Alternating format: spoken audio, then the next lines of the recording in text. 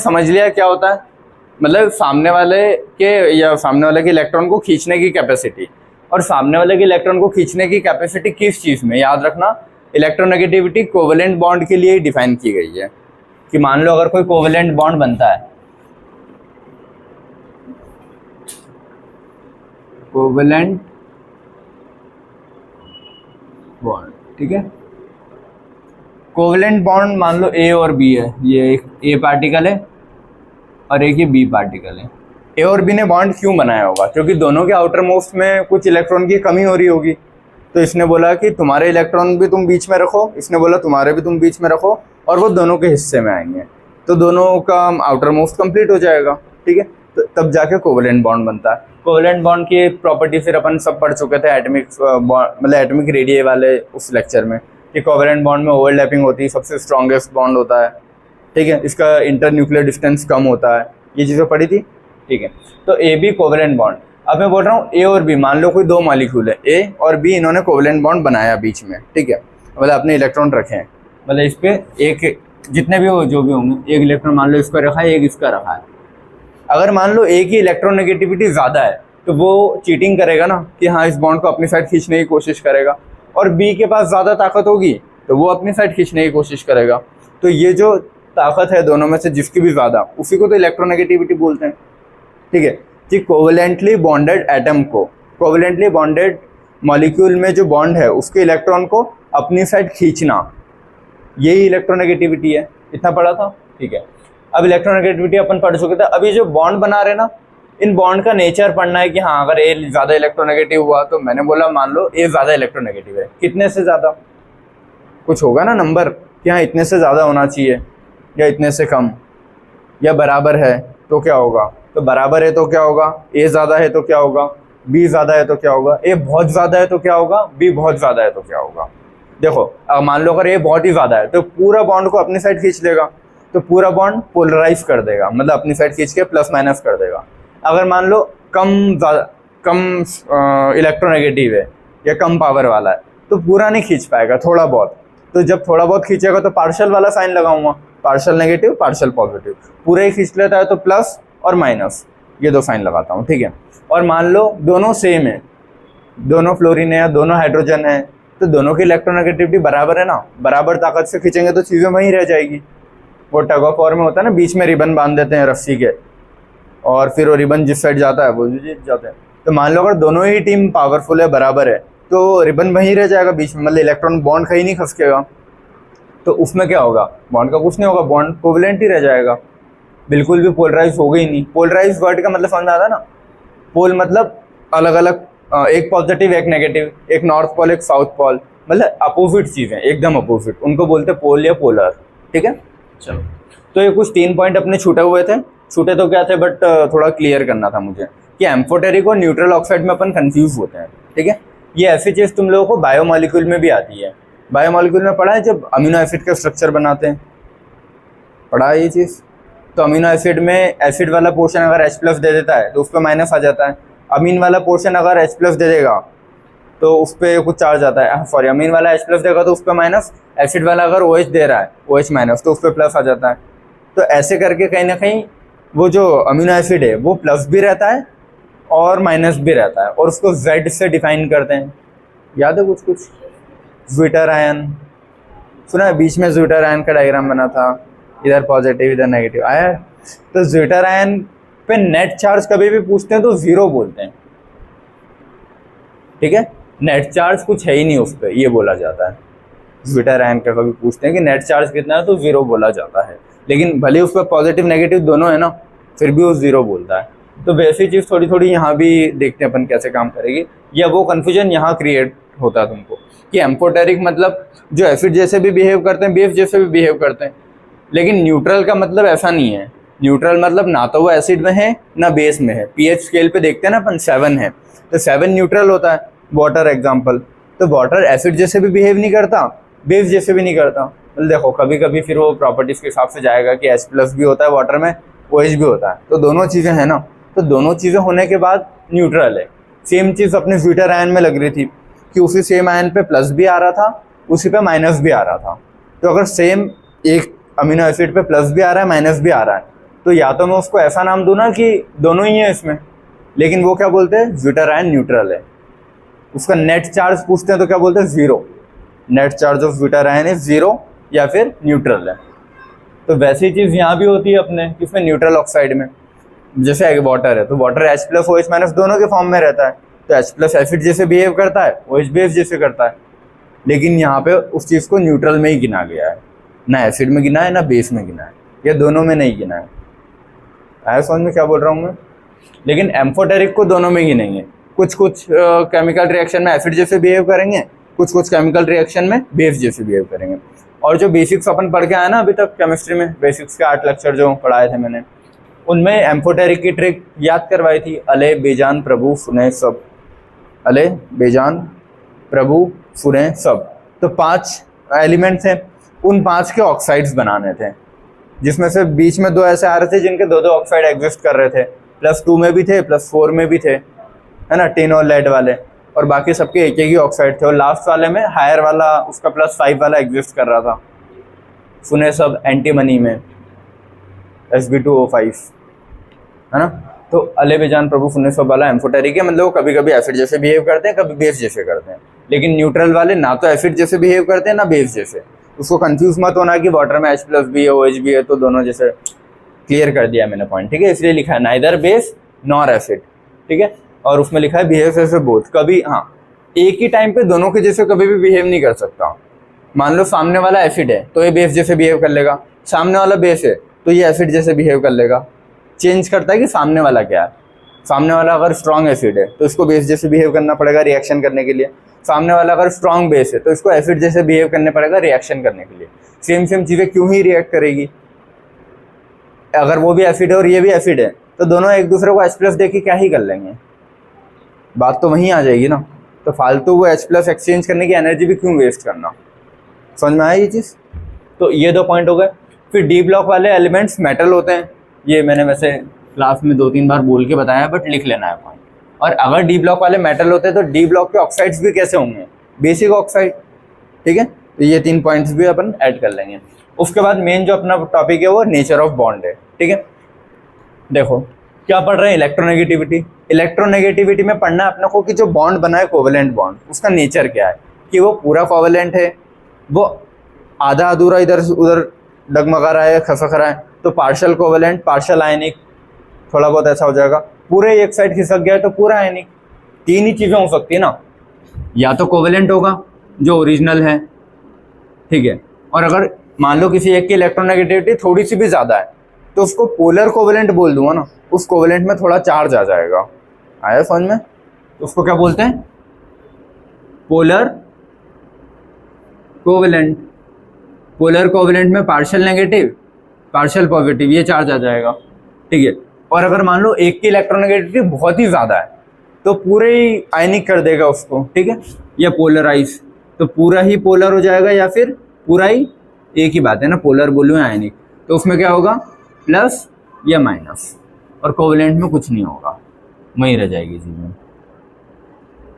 ये 3 चीज़ें समझ में आती है कि इलेक्ट्रोनेगेटिविटी अपन कोवेलेंट बॉन्ड के लिए पढ़ रहे हैं, ए और बी। अगर ये बात करूँ मैं तो मैं बोल रहा हूँ अगर मान लो इसमें से किसी एक का भी दोनों बराबर हैं, दोनों ही फ्लोरीन थे या दोनों ही हाइड्रोजन है, F2,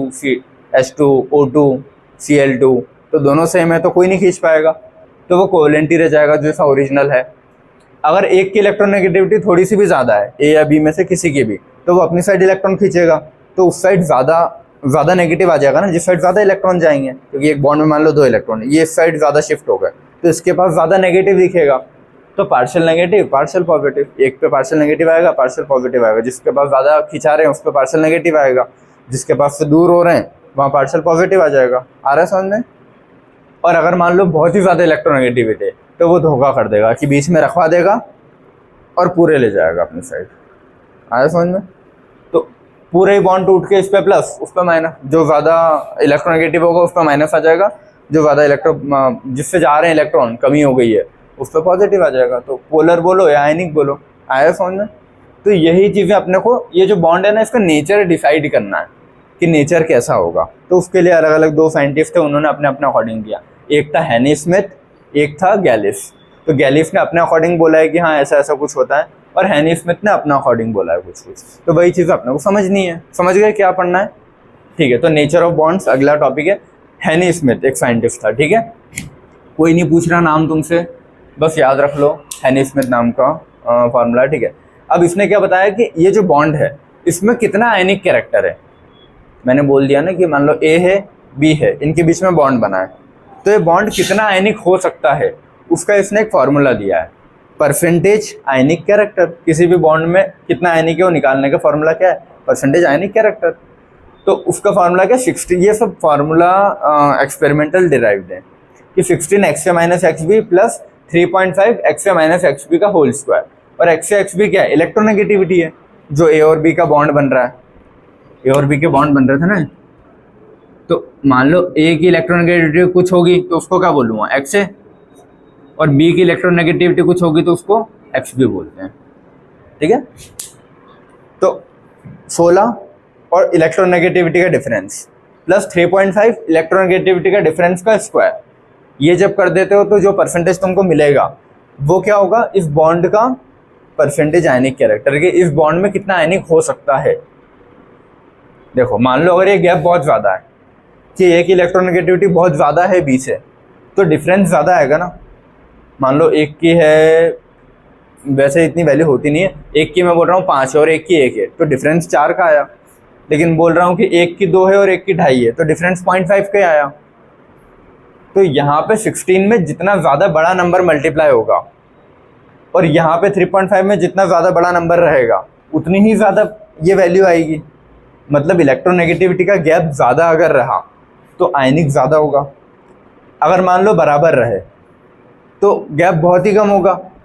मान लो XA XB की वैल्यू दोनों की 2.5 है, तो 2.5 माइनस 2.5 0, 16 इंटू 0 0, और यहाँ भी सेम रहा तो 0, तो पूरी 0 हो जाएगी ना। वो तो समझ में आया क्या बोल रहा हूँ मैं? पक्का कि अगर इलेक्ट्रोनेगेटिविटी सेम रही तो परसेंटेज आयनिक कुछ होगा ही नहीं ना, कोवेलेंट ही रह जाएगा वो। लेकिन अगर थोड़ी भी इलेक्ट्रोनेगेटिविटी में गैप है उसमें, कि मान लो ये थोड़ा सा भी ज़्यादा इलेक्ट्रोनेगेटिव है, बी थोड़ा कम इलेक्ट्रोनेगेटिव है, तो कुछ तो नंबर आएगा यहाँ, और यहाँ भी कुछ तो नंबर आएगा, तो उससे कुछ तो परसेंटेज आयनिक आएगा। और अगर बहुत ज़्यादा ही गैप है तो परसेंटेज आयनिक बहुत ज़्यादा आ जाएगा, पूरे बॉन्ड पोलराइज हो जाएगा, तो कंप्लीटली आयन बन जाएगा। ठीक है, आ रहा है समझ में सबको? पक्का?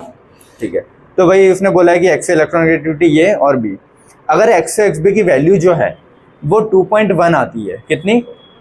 2.1 अगर वैल्यू आती है, ये अभी अगले बोर्ड पे अपन कुछ इलेक्ट्रोनेगेटिविटी की वैल्यूज याद कर लेंगे लिख के, इधर से इधर जाने पे 0.5 से कम होती है, और कुछ एटम होते हैं जिनकी सेम होती है। ठीक है, तो वो अभी याद करते हैं। अगर एक्स एक्स बी की वैल्यू कितनी है? मोर देन या इक्वल टू 2.1। तो अच्छा तुम खुद बताओ, अगर ये गैप, इसने एक वैल्यू डिसाइड कर ली 2.1 से ज़्यादा अगर गैप होता है तो आयनिक होगा कि कोवेलेंट, और 2.1 से कम गैप होता है तो नहीं समझ में आ रहा है? देखो अगर गैप ज़्यादा होगा इलेक्ट्रोनेगेटिविटी का तो आयनिक होगा, और गैप अगर नहीं आ रहा बेटा तुमको आ रहा है, और अगर गैप कम होगा तो कोवेलेंट होगा। तो वो जो गैप पूछ नहीं आ रहा, देखो अगर मैं बोल रहा हूँ एक एक्स है एक एक्स बी है, सॉरी ए और बी है, इन्होंने बॉन्ड बनाया कोवेलेंट। अब मैं पूछ रहा हूँ इनकी अगर इलेक्ट्रोनेगेटिविटी में डिफरेंस बहुत ज़्यादा है, एक हाईली इलेक्ट्रोनेगेटिव है एक हाईली इलेक्ट्रोपॉजिटिव है, तो इनके बीच का गैप ज़्यादा होगा। अब वो ज़्यादा कितना, मैंने कुछ वैल्यू नहीं बताई ना तुमको अभी तक कि इलेक्ट्रोनेगेटिविटी की वैल्यू 2, 2.5, 3, 4 ऐसे कुछ होती है, या ऐसा कभी बताया कि 100, 200 ऐसी होती है, कुछ नहीं बताया। तो गैलिस ने, ये हैनी स्मिथ जो है, इसने एक वैल्यू डिसाइड कर रखी है, कितनी? 2.1, कि 2.1 से अगर ये डिफरेंस ज़्यादा दिखता है, मतलब डिफरेंस ज़्यादा दिख रहा है ना, अब वो ज़्यादा कितना, वो उसने एक नंबर दे दिया 2.1, तो ज़्यादा अगर दिख रहा है गैप तो आयनिक जैसा बिहेव करेगा, और अगर ये गैप कम दिख रहा है तो कम कितना? 2.1 से कम, बस इतना इसने बोला है कि 2.1 एक वैल्यू उसने डिसाइड कर ली खुद से, जो भी एक्सपेरिमेंट ने निकाल के, कि 2.1 से अगर कम गैप रहता है इनका तो कोवेलेंट, और 2.1 से ज़्यादा गैप, ज़्यादा का मतलब आयनिक, कम का मतलब कोवेलेंट, तो कितना ज़्यादा कितना कम, उसने एक बीच में क्राइटेरिया सेट कर दिया 2.1, कि 2.1 से ज़्यादा गैप होगा, कितना भी ज़्यादा हो फिर वो तो आयनिक जैसा शो करेगा, 2.1 से कम होगा तो कोवेलेंट जैसा शो करेगा। वही लिखा है कि एक्स एक्स बी की वैल्यू मोर देन या इक्वल टू अगर 2.1 होती है, मोर देन है ना, ज़्यादा गैप होगा मतलब आयनिक, आयनिक ज़्यादा होगा, मतलब आयनिक का परसेंटेज 50% से ज़्यादा होगा। मतलब जो भी बॉन्ड अभी 100% कोवेलेंट था, अगर गैप ज़्यादा है तो ये कोवेलेंट से आयनिक में कन्वर्ट होगा, और कितना कन्वर्ट होगा, 50% से भी ज़्यादा कन्वर्ट हो जाएगा। ठीक है, तो क्या बोलेंगे फाइनली इसको, जो चीज़ ज़्यादा की साइड है वो बोलूँगा आयनिक बॉन्ड। ठीक है, लेकिन अगर ये गैप 2.1 से कम है तो जो आयनिक कैरेक्टर है वो कम डेवलप हो पाएगा ना इस कोवेलेंट में। कम डेवलप होगा तो कितना, 50% से भी कम डेवलप हो पाएगा। ठीक है, तो 50% से कम डेवलप हुआ आयनिक, तो उसको क्या बोला, कोवेलेंट बॉन्ड। आई ये चीज़ समझ में? ठीक है, पक्का? इसको डाउट तो नहीं इसमें? चीज़ें वही थी, बस इसने एक वैल्यू डिसाइड कर ली 2.1। 2.1 से ज़्यादा होगा तो आयनिक शो करेगा, और 2.1 से कम होगा तो कोवेलेंट शो करेगा। बस इतना ही, और कुछ नहीं है, उसने उसकी भाषा में लिखा है बस। क्लियर है? पक्का? चलो, ये एक साइंटिस्ट आया, उसकी बात सुन ली अपन ने कि हाँ उसने एक वैल्यू डिसाइड कर ली 1.7, और उसके हिसाब से उससे ज़्यादा होता है तो आयनिक, उससे कम होता है तो कोवेलेंट, बराबर होता है तो 50% आयनिक 50% कोवेलेंट। ठीक है, अगला साइंटिस्ट आया गैलिस। क्या नाम था इसका? गैलिस। गैलिस ने क्या बोला, अगर ये इलेक्ट्रोनेगेटिविटी का डिफरेंस, इसने भी वही बोला, ज़्यादा होता है तो आयनिक, कम होता है तो कोवेलेंट, लेकिन कितने से ज़्यादा कितने से कम, इसने एक वैल्यू डिसाइड की 1.7। इसने वो वैल्यू क्या डिसाइड की थी, 2.1। इसने वही वैल्यू डिसाइड की है 1.7। देखो, अलग अलग साइंटिस्ट अलग अलग बातें बोलते हैं ना, अपनी अपनी रिसर्च, अपने अपने नॉलेज के बेसिस पे। तो उसने 2.1 डिसाइड किया होगा, सबका एवरेज देख के कि हाँ ये बीच में आना चाहिए इतना। इसने वही चीज़ को 1.7 डिसाइड कर लिया। ठीक है,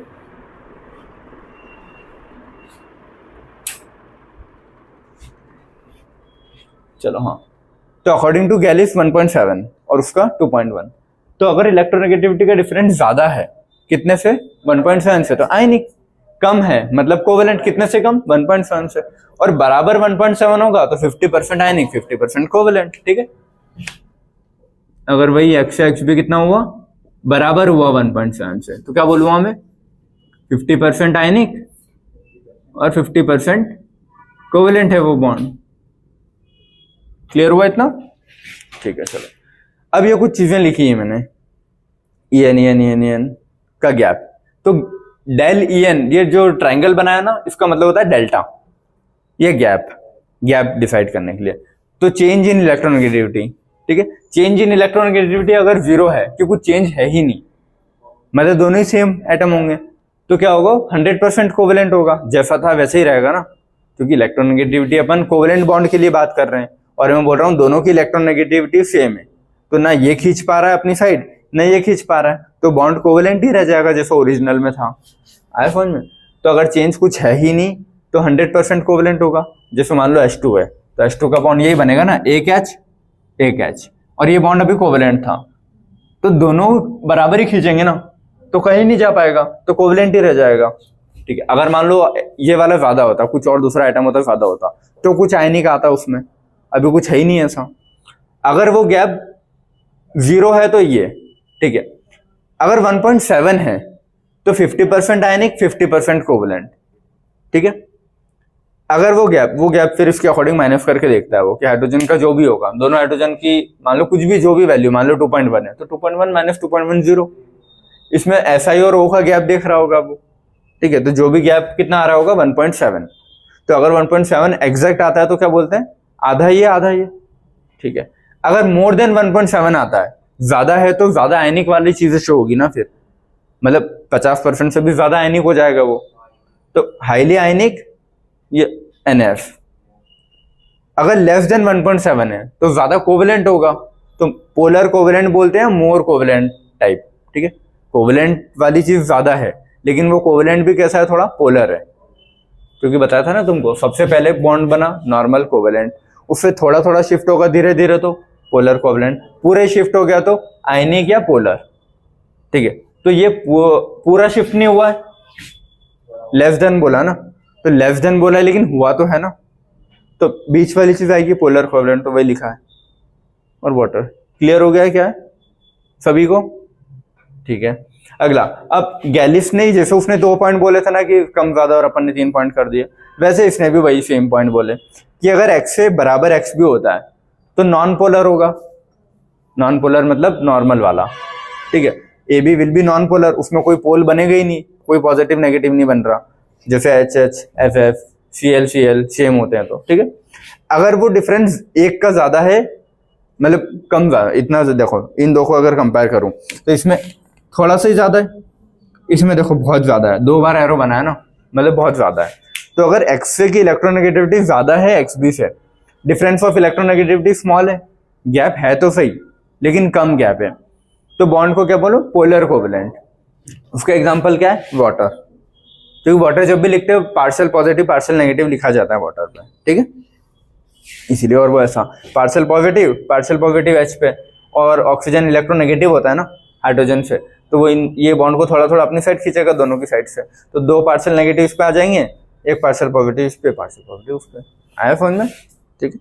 2 पार्शियल नेगेटिव को 2 माइनस बना देता हूँ, आया, ठीक है। अगला, अगर मान लो एक किसी भी एक की इलेक्ट्रोनेगेटिविटी बहुत ज्यादा ही ज्यादा है, तो बहुत ज्यादा है तो इलेक्ट्रोनेगेटिविटी का डिफरेंस हाई होगा, डिफरेंस इन इलेक्ट्रोनेगेटिविटी हाई, तो अब बॉन्ड कैसा हो जाएगा, बहुत ज्यादा है तो पूरे अपनी साइड खींच लेगा ना, तो या तो पोलर बोलूंगा या आयनिक बोलते हैं उसको, ठीक है, या उसी आयनिक वर्ड को हमेशा इलेक्ट्रोवेलेंट बोलते हैं। अगर कोई आयनिक में कन्वर्ट हो जाता है, आयनिक का अच्छा टर्म क्या है, इलेक्ट्रोवेलेंट, जो क्वेश्चंस में यूज होता है, ठीक है। ये चीज समझ में आई कि नॉर्मल एक बॉन्ड था कोवेलेंट, जिसकी डेफिनेशन मतलब कोवेलेंट से ही अपन इलेक्ट्रोनेगेटिविटी की डेफिनेशन देते हैं। अगर ये गैप किसी भी एक का ज्यादा होता है तो वो धीरे धीरे आयनिक में कन्वर्ट होना शुरू होगा, ठीक है, एक लिमिट तक पहुंचेगा तो 50% आयनिक 50% कोवेलेंट हो जाएगा, और बहुत ही ज्यादा डिफरेंस रहा तो धीरे धीरे आयनिक में कन्वर्ट हो जाएगा पूरा। क्लियर हो गया? तो ये जितने भी चीजें फिर ब्लू से मार्क किए वो सारी नोट डाउन कर लो जल्दी, ठीक है, टेबल बना के याद कर लेंगे। फिर अगला अपने को नॉमेनक्लेचर पढ़ना है, फिर एक स्केल है मूल्यांकन वाली ये पढ़ना है, और इसके बाद कुछ इलेक्ट्रोनेगेटिविटी की वैल्यूज याद करनी है कि किन किन के सेम है। अगर क्वेश्चन में पूछता है ना कि किन किन की इलेक्ट्रोनेगेटिविटी सेम है तो डायरेक्टली याद कर लो, कुछ वैल्यूज होती है वो, ठीक है। तो वो चलो, तो इलेक्ट्रोनेगेटिविटी अभी तक जितना पढ़ा उसके आगे कंटिन्यू करता हूँ, ठीक है। कुछ इलेक्ट्रोनेगेटिविटी की वैल्यूज अपने को याद ही रखनी है, क्योंकि क्वेश्चन आता है कि विच ऑफ द फॉलोइंग का इलेक्ट्रोनेगेटिविटी का डिफरेंस कम है। हिंदी में कंटिन्यू कर दिया मैंने आधा क्वेश्चन, ठीक है, कि विच ऑफ द फॉलोइंग में किनका इलेक्ट्रोनेगेटिविटी का डिफरेंस कम है। तो अपन कैसे देखते हैं, सबसे इधर वाले का सबसे कम, सबसे इधर का ज्यादा, लेकिन फिर भी पीरियोडिक टेबल में कुछ ऐसे हैं जिनके सेम आ जाते हैं, तो वो चीजें याद ही होनी चाहिए ना। फिर मान लो मैंने तुमको हाइड्रोजन को कंपेयर कर दिया फॉस्फोरस से, तुमको वैल्यू नहीं बताई, फॉस्फोरस यहाँ आता है हाइड्रोजन यहाँ आता है, तो तुम क्या बोलोगे, इलेक्ट्रोनेगेटिविटी का कुछ तो डिफरेंस होना ही चाहिए, है ना, लेकिन नहीं है ना, सेम आ रहा है। तो इसीलिए कुछ वैल्यूज अपने को याद ही करनी है कि हाँ इसकी इलेक्ट्रोनेगेटिविटी इतनी होती है, इसकी इतनी होती है, और ये बराबर है। तो कभी भी क्वेश्चन अगर ऐसा आता है कि इलेक्ट्रोनेगेटिविटी का डिफरेंस कितना है, या फिर मान लो ये क्वेश्चन आ गया कि मैंने बोल दिया फॉस्फोरस और हाइड्रोजन का बॉन्ड बन रहा है कोवेलेंट वाला, ठीक है, अब बोल रहा हूँ ये पूरा कोवेलेंट रहेगा 100%, 50% आयनिक 50% कोवेलेंट रहेगा, कि मोर आयनिक रहेगा कि मोर कोवेलेंट रहेगा। 4 ऑप्शन हो सकते हैं, या तो पूरा कोवेलेंट या पूरा आयनिक, या फिर ज्यादा आयनिक या ज्यादा कोवेलेंट, अकॉर्डिंग टू जो भी मैं पूछ लूँ, अकॉर्डिंग टू गैलिस पूछ लूँ, अकॉर्डिंग टू हैनी स्मिथ पूछ लूँ, जो भी वो क्वेश्चन में दे देगा। तो मुझे दोनों की वैल्यूज पता होनी चाहिए ना। मेरे को पता है कि फॉस्फोरस की 2.1 है, हाइड्रोजन की 2.1 है, जब वैल्यू ही सेम हो गई है तो कोई गैप ही नहीं होगा, तुम कुछ भी लगा लो, फिर हैनी स्मिथ लगा लो, कोई सा भी लगा लो, जब वैल्यू ही सेम है तो फिर कोई ना इधर खींच पाएगा ना इधर, तो प्योर कोवेलेंट बॉन्ड होगा ये। समझ में आई है? तो इसीलिए, और फिर ऐसा हाइड्रोजन और फॉस्फोरस का भी एक आता है लेकिन उनका गैप ज्यादा है, ठीक है, हाइड्रोजन फॉस्फोरस नहीं को HCl का आता है, ठीक है, हाँ चलो समझ में आई ये चीजें पक्का। तो क्वेश्चन कैसा आएगा, ऐसे अलग अलग वैरायटी क्वेश्चन पूछ सकता है वो, तो इसलिए मुझे कुछ ये कि यार तुम कुछ वैल्यूज याद ही रख लो। देखो ये फर्स्ट पीरियड होता है, तो फर्स्ट पीरियड में सिर्फ हाइड्रोजन की याद रखोगे 2.1, सेकेंड पीरियड है, ठीक है। देखो सेकेंड पीरियड अपना इंपॉर्टेंट पीरियड है ना, और वहीं से अपन ने सारी चीजें लाइव बैकनॉफनी से पूरा टेबल या पूरा अभी तक सारी चीजें बनाई है, याद की है, तो 1 से इसको शुरू करोगे, 1.0.5 से बढ़ाते जाना, 1 1.5 2 2.5 3 3.5 और 4, जीरो ग्रुप को हटा देना, ठीक है, क्योंकि जीरो ग्रुप तो चाहते ही नहीं ना किसी से इलेक्ट्रॉन लेना, तो उसकी इलेक्ट्रोनेगेटिविटी क्यों ही लिखेंगे या याद करेंगे अपन, समझ गए चीज, तो इसीलिए जीरो ग्रुप हटा दो, क्योंकि वो फुलफिल्ड है, तो उनको कोई मतलब नहीं है किसी से, ठीक है। ये 1 से लेके 0.5 बढ़ाते जाओगे, कितना बढ़ाओगे, इधर जाते जाते प्लस 0.5 इंक्रीज करोगे सब में। लाइबे-बेकनॉफ्नी अपने को याद रहता है, लाइबे-बेकनॉफ्नी, तो नी को हटा दो, 1, 1.5, 2, 2.5, ये ऐसे लिख सकते हो इतना, ठीक है। अब इसमें से किन किन के नीचे वाले याद रखने हैं, फ्लोरीन के नीचे वाला याद रखना है, उसमें एक कम किया ना उसने, 3.5 से एक कम करूंगा तो 2.5, तो इन दोनों के तो उसने एक एक कम कर दिए। यहाँ पे भी ऑलमोस्ट एक कम किया है ना, 2.1 भी है तो उसको राउंड फिगर में 2 ले लिया है मैंने, तो इसमें एक कम किया है, इसमें एग्जैक्ट एक कम किया है, इसमें भी ऑलमोस्ट एक कम कर रहा है वो, ठीक है। लेकिन इसमें थोड़ा सा डिफरेंस क्यों आ रहा है, क्योंकि इसको ऐसे याद रखोगे कि हाफ फिल्ड है ना, मतलब याद रखने के लिए ट्रिक बता रहा हूं मैं, कि इनमें तो एच एक कम कर दोगे, ऊपर से नीचे आने पे क्या किया, -1, सिर्फ इन दो के लिए, उसके नीचे नहीं होगा है ना, सिर्फ ये 2 पॉइंट के लिए, इनके लिए बोल रहा हूँ, -1 किया, -1 किया, यहाँ भी -1 होना चाहिए था, लेकिन वो हाफ फील्ड वाले की है, इसीलिए थोड़ा सा कहीं ना कहीं उसने ज्यादा कर लिया है, ठीक है। फिर इसका कुछ दिया नहीं है, और इसमें वो चीज वैलिड नहीं हो रही, एक कम नहीं हो रहा, सीधा क्या हो रहा है 1.5, तो ये अलग से एक गोला मार्क कर लोगे। आ रहा है समझ में कैसे, तो जब खुद से बनाने बैठोगे ना तो बना लोगे, 1, 1.5, 2, 2.5 ऐसे करके 4 तक लिखोगे, फिर पीछे से लास्ट वाला जो है 4 के नीचे 3 लिखोगे, उसके पहले वाले जो भी था 3.5 उसके नीचे लिख लोगे 2.5, 3 के नीचे क्या था 2.5, बाजू में 2.5, तो 2.5 के नीचे क्या लिखना चाहिए, सॉरी 3.5 के पहले 3 था तो 3 के नीचे 2 लिखना चाहिए, लेकिन वो 2.1 आता है, एक याद रखना। उसके बाजू में कुछ लिखा ही नहीं था, खाली था, उसके बाजू में क्या आएगा, 2 के नीचे 1.5 लिखना, इतना लिख लोगे, ठीक है। फिर ये वाला होगा, हाइड्रोजन की याद रखना है 2.1 है, हाइड्रोजन की भी याद रखोगे तुम लोग, ठीक है 2.1 है। फिर ये ब्रोमीन और आयोडीन के देख लेना, जैसे भी तुम लोग याद कर पाओ, 2.8, 2.5, ठीक है। अब यहाँ से आने पे देखो थोड़ी सी कम हो गई है ना, ठीक है, और कम होती भी इलेक्ट्रॉनिक वैसे, चलो। अब अपना एक ऑर्डर होता है फोन कॉल, इलेक्ट्रॉन पूरे 118 एलिमेंट में सबसे ज्यादा इलेक्ट्रोनेगेटिव कौन है, उसका फोन कॉल्स, सबसे ज्यादा 4, 3.5, फिर 3 और 2.5, यहाँ भी कमी हो रही ना, सबसे ज्यादा 4 होता है क्लोरीन, उससे 0.5 कम करूंगा तो 3.5, उससे 0.5 कम करूंगा तो 3, बस याद रखना N और Cl की बराबर होती है थोड़ी, ये याद रखोगे, ये देखो है ना, तो ये बराबर हो गया, और फिर 3 से 0.5 कम करूंगा तो 2.5, कोई डाउट, ठीक है। फिर अब ये कुछ एलिमेंट है जिनकी सेम होती है, इसको कैसे याद रखोगे, ISC बोर्ड होता है ना, ICSC बोर्ड, या फिर उसको बोलते हैं ISC बोर्ड, ठीक है। तो ISC बोर्ड से याद रखोगे 2.5, जैसे भी तुम लोग याद रखो, ठीक है। देखो 2 टाइप के बोर्ड होते हैं, मतलब 3 टाइप के होते हैं ऐसा, स्टेट बोर्ड्स, अपन MP में तो MP बोर्ड, एक होगा CBSE बोर्ड दूसरे नंबर पे, तो दूसरे से ज्यादा ही है, और ये टफ पड़ता है इन दोनों से, इसमें बहुत ज्यादा पढ़ाई होती है, तो 1 MP बोर्ड, 2 CBSE बोर्ड, 2 से ज्यादा है ना 2.5, याद रख लोगे ISC बोर्ड को कैसे, ठीक है। तो आयोडीन, सल्फर और क्लोरीन इन सब की सेम होती है, ठीक है। अगला फॉस्फोरस और हाइड्रोजन के याद रखोगे 2.1, ठीक है। ये क्वेश्चन जो मैंने दिया था कि अगर आएगा तो कोवेलेंट होगा आयनिक होगा कैसे पता करोगे, तो फॉस्फोरस हाइड्रोजन का क्वेश्चन है, मॉड्यूल्स लगाओगे ना उसमें पूछा हुआ है उसने, तो फॉस्फोरस हाइड्रोजन की कैसे याद रखोगे, 2.1 है होती है, याद रखना है, ठीक है। जैसे भी तुम लोग याद रख पाओ कि मैं करवाऊँ देखो P वर्ड जो है, P से यही वर्ड आता है ना, प्यार या लव, ठीक है, उसके लिए मिनिमम एटलीस्ट वो हटा दो, बाकी 2 जने चाहिए, 2, और हाइड्रोजन पहले नंबर पे आता है 1।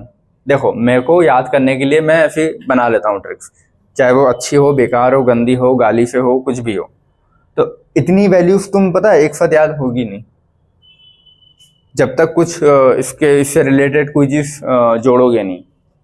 तो ISC बोर्ड मतलब तीसरा नंबर का बोर्ड, तो दूसरे से ज्यादा ही है ना, तो 2.5। P से याद रखोगे 2 जने मिनिमम कंपलसरी है, ठीक है, 2 से ज्यादा होंगे बात अलग है, 2 तो चाहिए और हाइड्रोजन पहले नंबर पे आता है तो 2.1 याद रहेगा, तो ये दो वैल्यूज तो याद हो गई।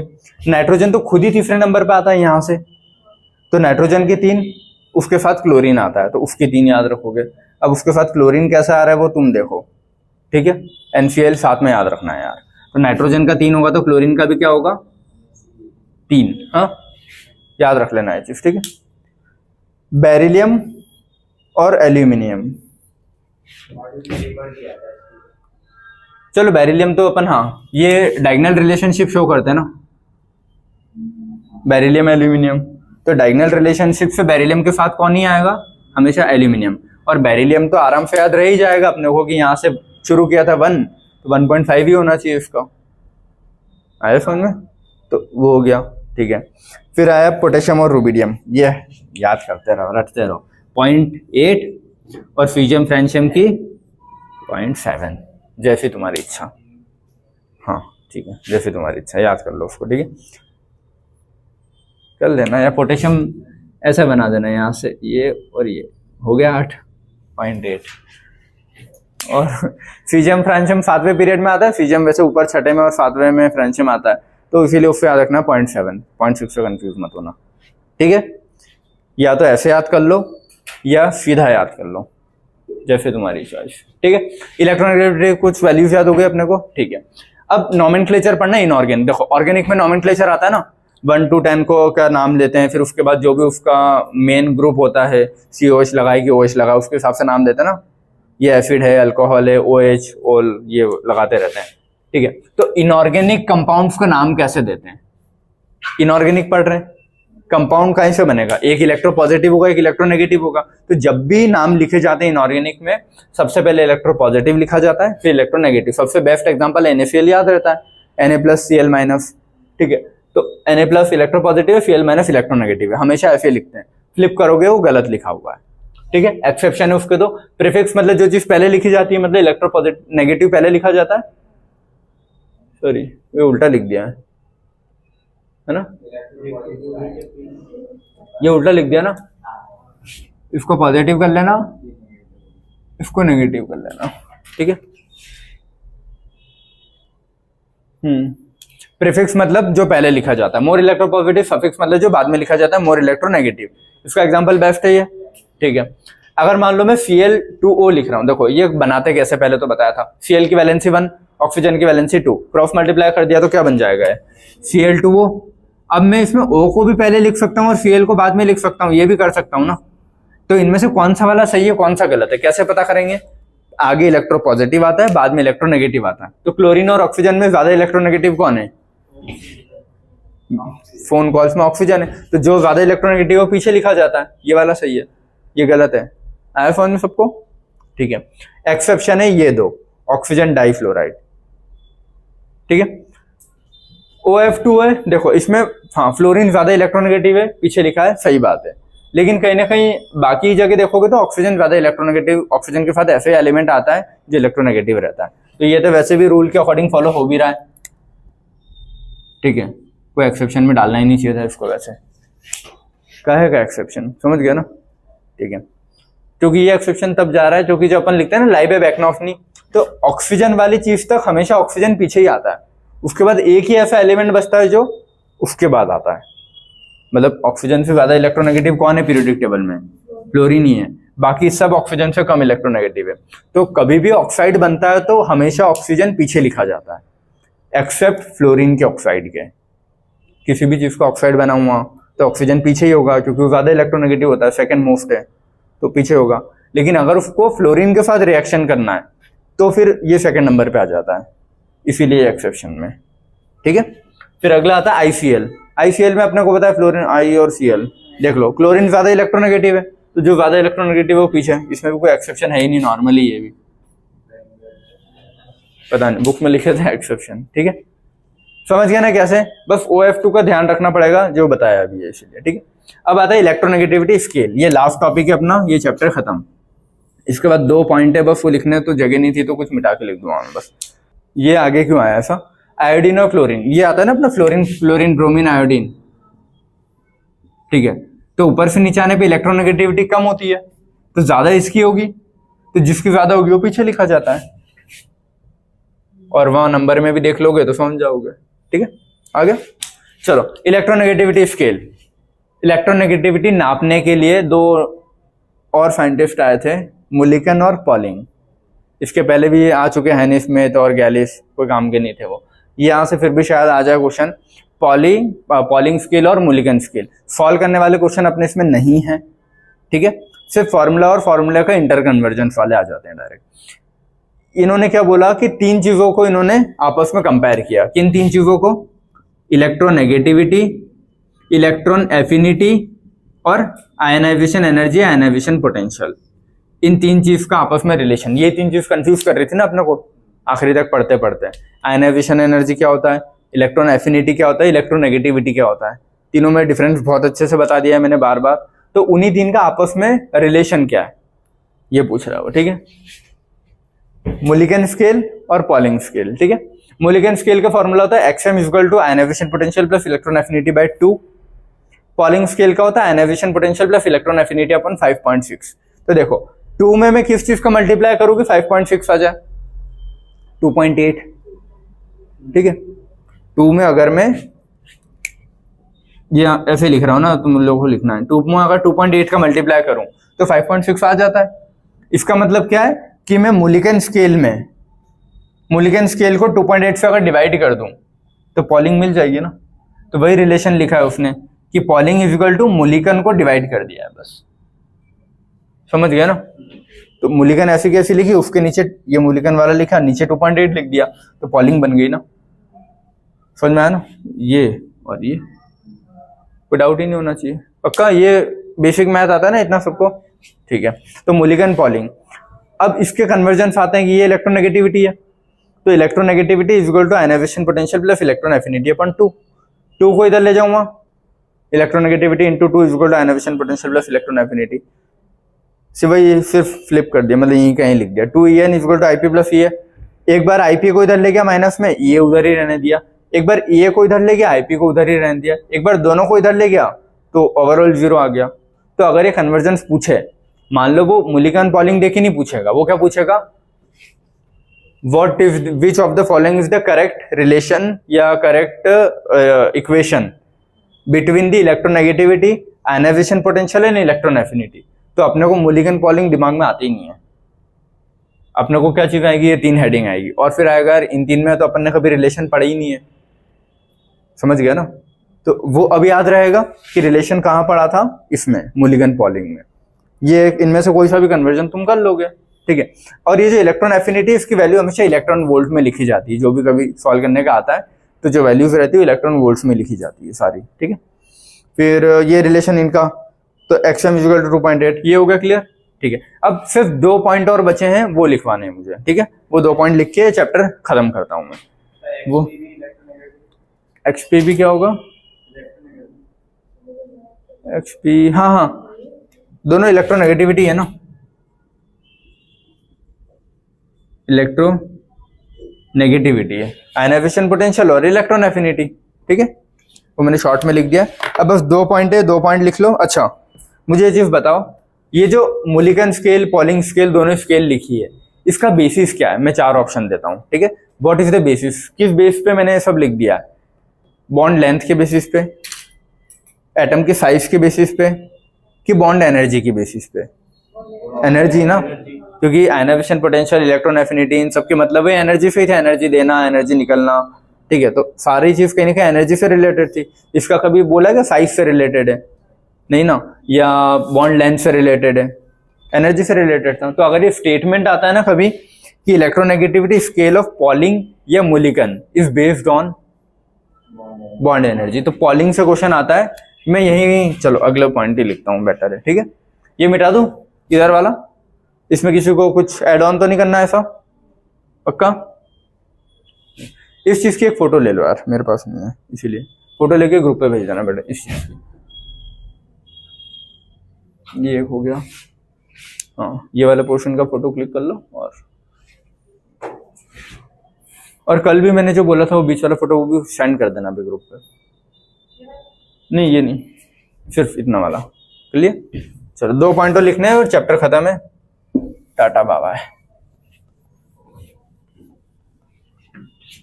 फिर मैं भी जाऊंगा वहां जाके सोऊंगा थोड़ी देर पहले, तो क्योंकि मैं भी 12-1 बजे सोया था, सुबह उठ के आया हूँ।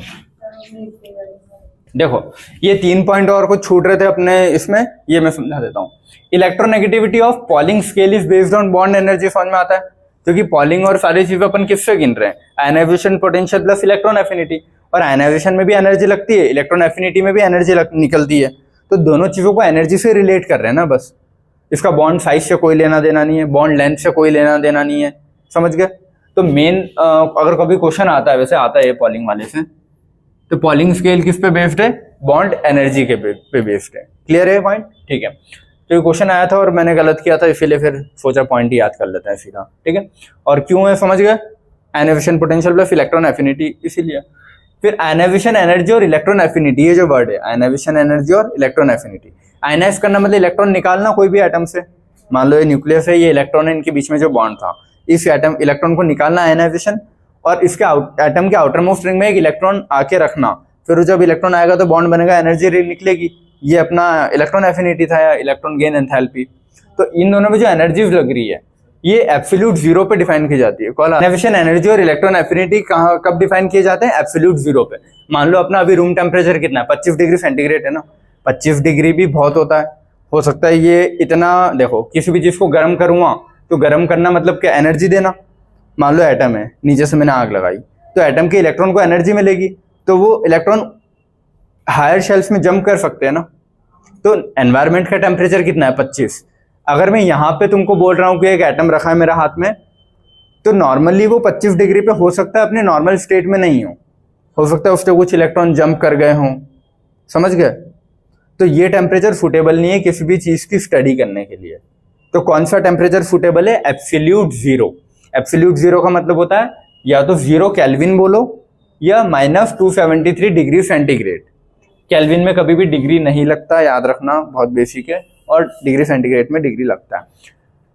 बर्फ बोलते हैं ना 0 डिग्री पे या 4 डिग्री पे जम जाती है, ठीक है।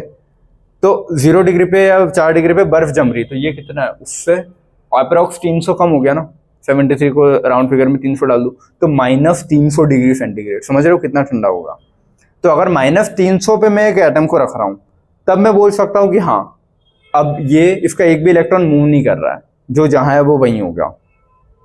क्योंकि यूनिवर्स में ये बोला जाता है कि -273 डिग्री सेंटीग्रेड वो मिनिमम टेम्परेचर है, ये वो टेम्परेचर है जहां पे हर मॉलिक्यूल जो भी वाइब्रेट कर रहा है वो रुक जाता है। अपनी बॉडी अभी मैं बोल रहा हूँ तो वोकल कॉर्ड्स वाइब्रेट कर रहे हैं, पूरी बॉडी वाइब्रेट कर रही होगी, अर्थ घूम रही है तो अर्थ घूम रही है, तो उसके साथ भी तो वाइब्रेशन सारी होगी। जिसको बोलते हैं ट्रेन बहुत दूर से आती है, पटरी पे कान रखते तो सुनाई आती है। सुनाई क्यों, क्योंकि वो वाइब्रेट कर रहा है तभी सुनाई आ रहा है ना, भले कितने भी दूर हो ट्रेन, फिर निकल जाने के बाद भी वो साउंड या वाइब्रेशंस रह जाएगी। तुम जमीन धरती पे चल रहे हो तो कहीं ना कहीं थोड़े बहुत वाइब्रेशंस तो आ रहे हैं ना हमेशा। तो अपनी बॉडी की हर एक सेल कितना भी छोटे लेवल पे देख लो वाइब्रेट कर रही है, लेकिन अगर ये -273 डिग्री सेंटीग्रेड पे रख दी जाए सारे वाइब्रेशंस रुक जाते हैं, समझ गए। तो सारे वाइब्रेशन रुक गए तो अब मैं जो स्टडी करूंगा कि हाँ कितनी एनर्जी लगी, कितनी निकालने में लग रही है, कितनी एनर्जी रिलीज हो रही है, तो वो एग्जैक्ट एनर्जी मेरे को मिल पाएगी, समझ गए। इसीलिए इलेक्ट्रॉन एफिनिटी और आयनाइजेशन एनर्जी को हमेशा कब डिफाइन किया जाता है, एब्सोल्यूट जीरो पे, ये मान लिया जाता है, ठीक है। क्वेश्चन सॉल्व करने वाली बात अलग है, बाकी ये रियलिटी, ठीक है। Relative stability of symmetrical configuration, symmetrical मतलब है same half fill full fill वाला है, उनमें ज्यादा स्टेबल कौन होता है, ठीक है। P6 सबसे ज्यादा स्टेबल होता है, फिर D10, P का फुल, D का फुल, P का हाफ, D का हाफ। कभी ऑर्डर आता है तो याद रखना, क्योंकि अपन गलत कर देते हैं, अपन बहुत बार D का 10 ज्यादा स्टेबल कर देते हैं P के 6 से, ठीक है। तो ये चीज याद रखनी है। और इसको कैसे, अगर बहुत ज्यादा अगर तुमको ऐसे देखना है तो P में ऐसा होगा ना यार कि P का शील्डिंग इफेक्ट भी कम होता है, ज्यादा होता है। P में मान लो ये है 3 ही इलेक्ट्रॉन ऐसे जो आपस में रिपल्शन कर रहे होंगे, D में तो वो 10 हो जाते हैं ना, D में 5 डब्बे बनेंगे, तो यहाँ रिपल्शन ज्यादा हो रहा है तो वो स्टेबल थोड़े कम हो जाएंगे ना, ऐसा सोच सकते हो, समझ गए। यहाँ कम रिपल्शन, फिर यहाँ, फिर P के 3 ही है, D के 5 है, तो समझ गए। तो इसीलिए P का 6 ज्यादा स्टेबल होता है, फिर D का 10, फिर P का हाफ, फिर D का हाफ। और वो ये दोनों को आगे क्यों रखा, क्योंकि फुल फील्ड ज्यादा स्टेबल होते हैं, और ये हाफ फिल्ड है, ठीक है। ये हाफ फिल्ड है और ये कैसे है, ये फुल फिल्ड है और ये क्या है, हाफ फिल्ड है, ठीक है। चलो, तो अपना पीरियोडिक टेबल वाला लेक्चर कंप्लीट हुआ, ठीक है। अगला चैप्टर क्या स्टार्ट होगा, केमिकल बॉन्डिंग। लेकिन केमिकल बॉन्डिंग के लिए मुझे ये चाहिए कि जितना बेसिक्स मैंने पढ़ाया था ना, बेसिक्स केमिस्ट्री के जो 8 लेक्चर थे अपने, वो 8 तुम वापस से एक बार रिवाइज करो। पीरियोडिसिटी के सारे जितने भी लेक्चर हैं, 12-13 कुछ हैं, ठीक है, 10 तो हो गए आज, 12-13-14 पहुंच जाएंगे वो शायद, ठीक है। तो 13-14 जो भी पीरियोडिसिटी के लेक्चर हैं, ये सारे तुम अच्छे से देखो और हर एक कॉन्सेप्ट या हर एक लाइन को समझ के क्वेश्चन लगाओ 2 या 3 बुक से। तो जब 2 या 3 बुक से तुम इनके क्वेश्चन लगा लोगे तो एकदम तुमको कॉन्सेप्ट आ जाएगा कि यहाँ क्या है, क्योंकि पीरियोडिसिटी और बेसिक्स के सारे कॉन्सेप्ट लगेंगे केमिकल बॉन्डिंग में। वरना लोगों को केमिकल बॉन्डिंग टफ लगता है और चैप्टर बहुत बड़ा है। पूरे चैप्टर को मैंने ही 12-13 पॉइंट में बांट रखा है, ठीक है। तो 12-13 पॉइंट पढ़ने के लिए 13 दिन से तो ज्यादा ही लगेगा, मतलब समझ जाओ ना, चैप्टर बड़ा ही होगा। फिर उनसे अगर क्वेश्चन आ रहे हो तो मिक्स होके भी आते हैं बहुत बार, तो इसीलिए तो मैं चाहता हूं कि पीरियोडिसिटी और बेसिक्स वाले तुम्हारे स्ट्रांग रहे, ठीक है। और इनके क्वेश्चन लगाओ अगर, तो ये पीरियोडिसिटी का लास्ट लेक्चर था, यहाँ पे पीरियोडिसिटी एंड होता है, ठीक है। Thank you so much.